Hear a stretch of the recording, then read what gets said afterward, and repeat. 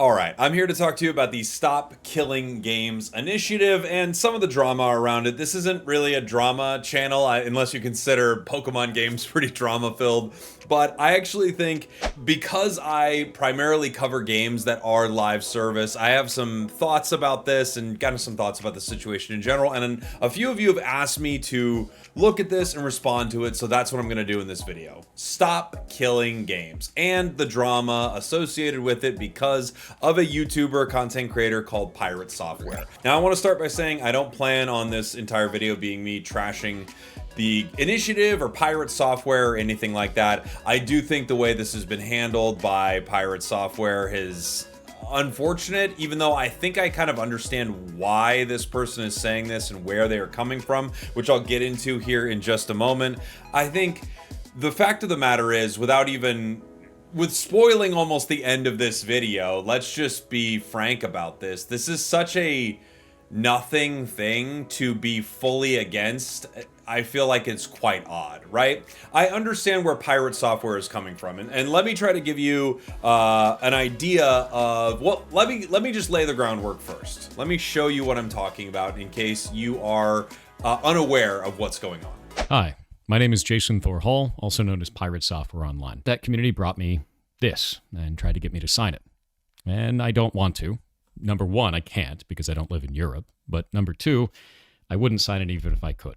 And I'm going to kind of go through this and try to explain the reasoning as to why that would be the case. So as you can see, about 10 months ago, this creator, Pirate Software, talked about this initiative that was started that a lot of his community wanted him to look at. And he said, I can't sign it. I'm going to give you these reasons why. There are 2 videos that Pirate Software made about this. And I didn't want to just pile on Pirate Software. I watched these videos. I watched the other videos around it. I feel like I've consumed enough of this content to have an opinion on it and not just try to jump to the conclusion that Pirate Software is the worst dude ever, which is what everyone is kind of doing right now. And I'm sure this video would be a lot better if the whole take was, wow, Pirate Software is the worst, because that's the take that I'm seeing all over the place. And to be fair, I mean, he's not doing himself any favors, guys. So I'm guessing what happened with a situation like this is what has happened to me when I have covered a specific game for a long time. A game that I covered for a very, very long time, as you may know, is Pokemon Unite. It is a Pokemon MOBA. It's a live service game made for Switch and mobile. There's a version of it global, and there's a specific version of it made in China.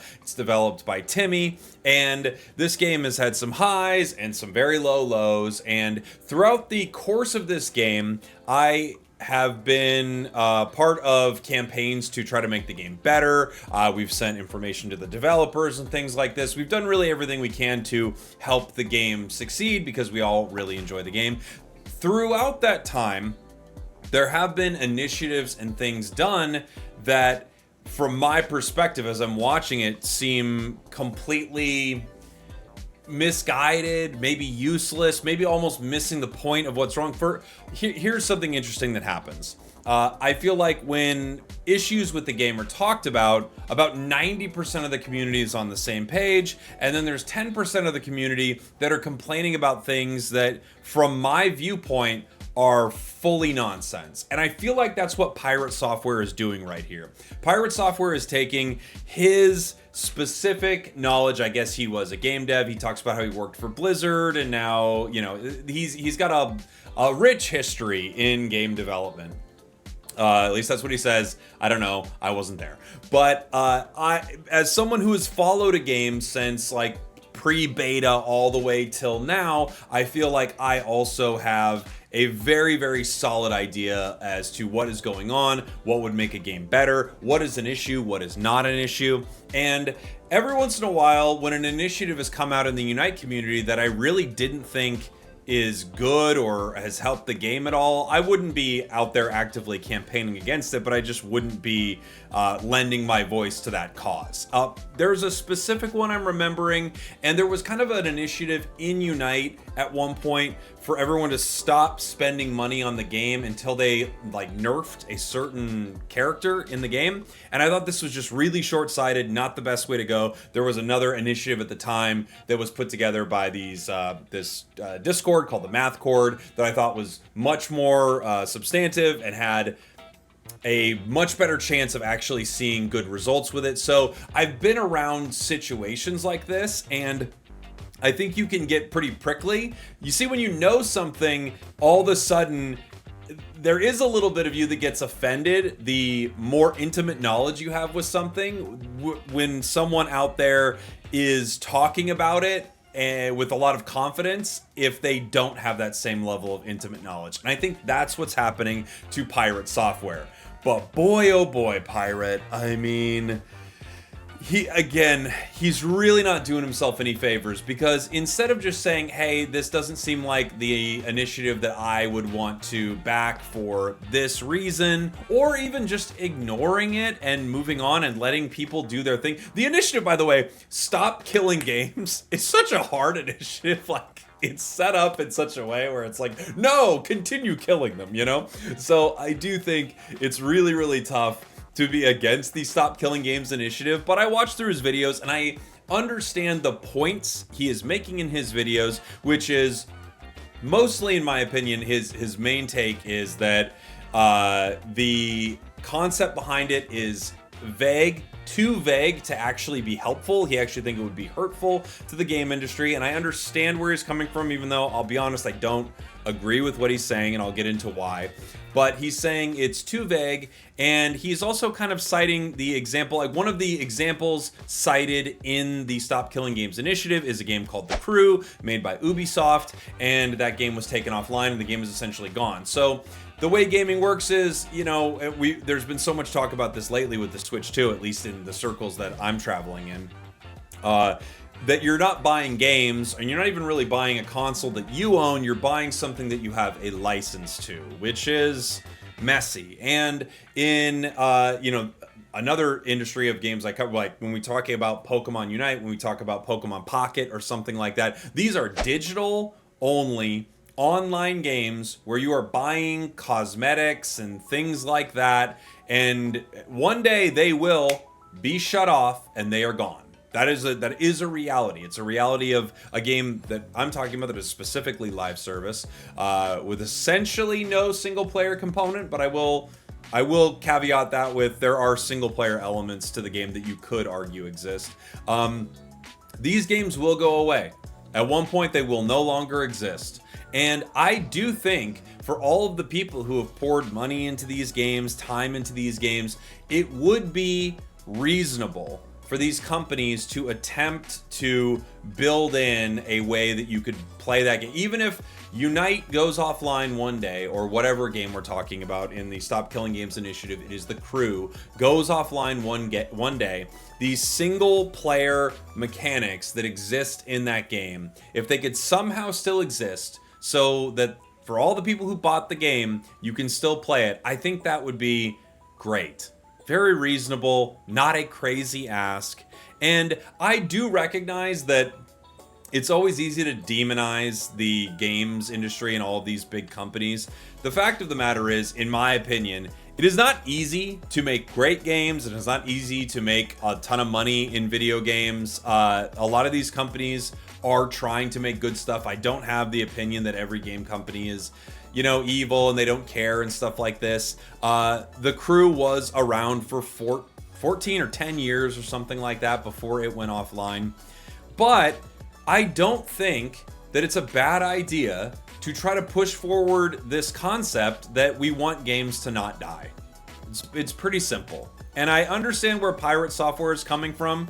All that being said, I'm trying to give him the most benefit of the doubt possible, and trying to look at him in the most positive possible light for someone I disagree with, because I think it's super easy to just trash him right now. And I mean, he's going through that.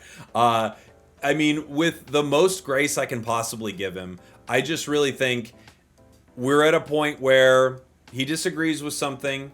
Instead of not even making it an issue, he decided to actively campaign against it, which he talks about. He talks about actively campaigning against it, and he reacted to it in an openly hostile way for, in my opinion, seemingly no reason. I think all of this is coming from a place where he believes that he has knowledge, like a level of knowledge around this topic that the people who have created the Stop Killing Games initiative, Ross, who created the initiative, doesn't have.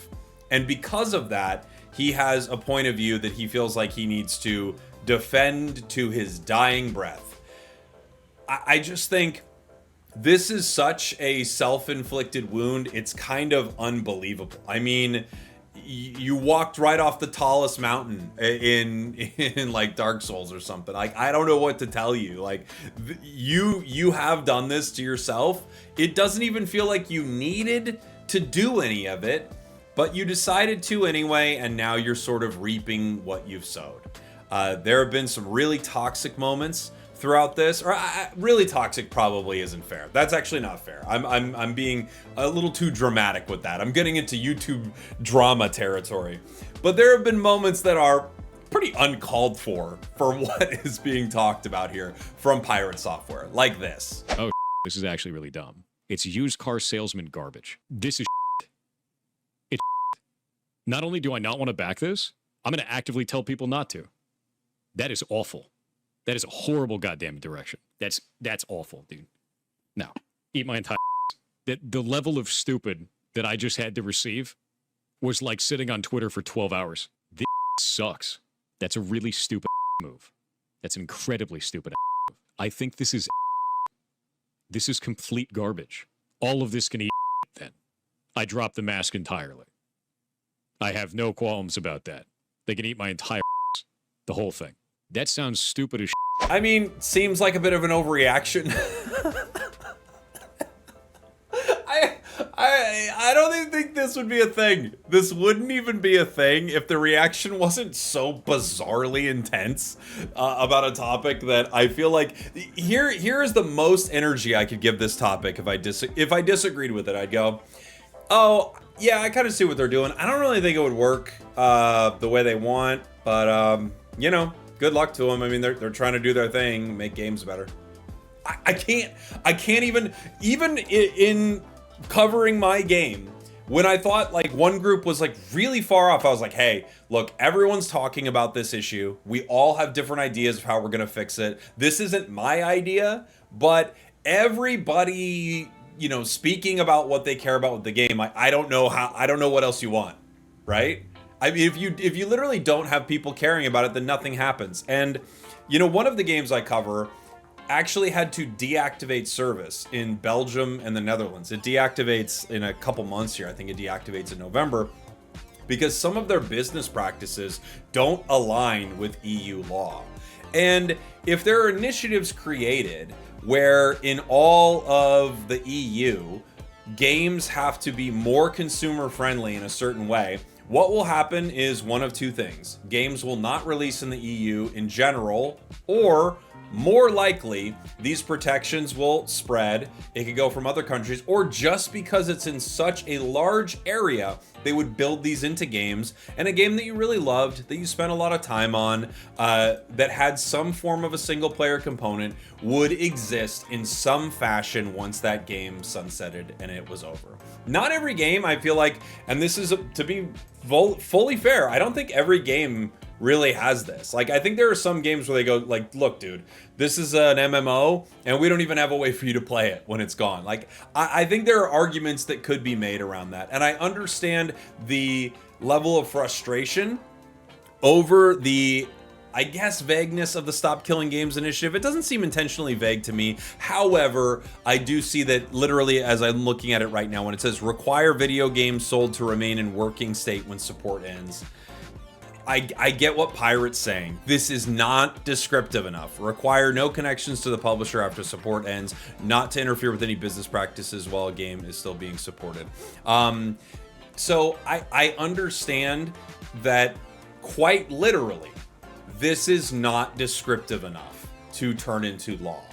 But I don't think that petitions, like, have you ever signed a petition on the street or something like that? It's not a 50-page document that you are reading through. It is a general idea of how people are feeling. It is a general vibe around what is happening with something. Sometimes things have some specific callouts of what they would want, and sometimes those specific callouts are unreasonable, but it doesn't mean that people aren't talking about something that they care about and that there isn't something that could be done. So I do think it's weird to be so against this. The one positive thing is all of this conversation around it, as funny as it is, like Pirate turning into the drama of the week, has actually skyrocketed the amount of signatures to this petition. So I don't really see what would be wrong with signing it.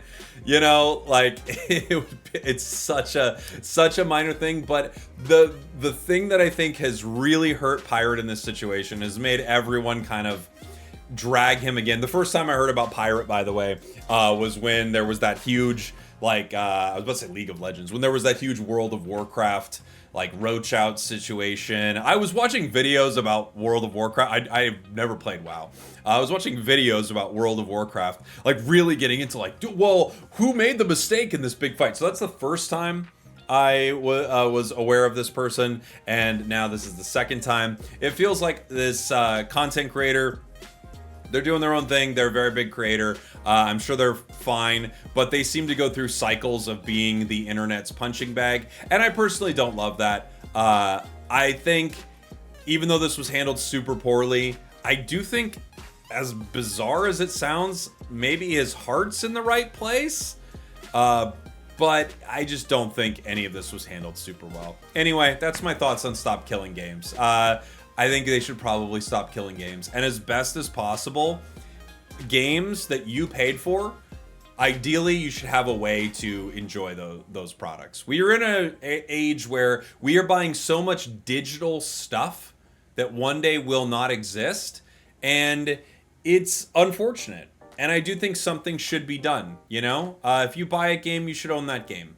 I don't think I'm saying something crazy there, but let me know what you think in the comments. Thanks for watching. Thanks for listening. I know some of you might have wanted me to drag Pirate more.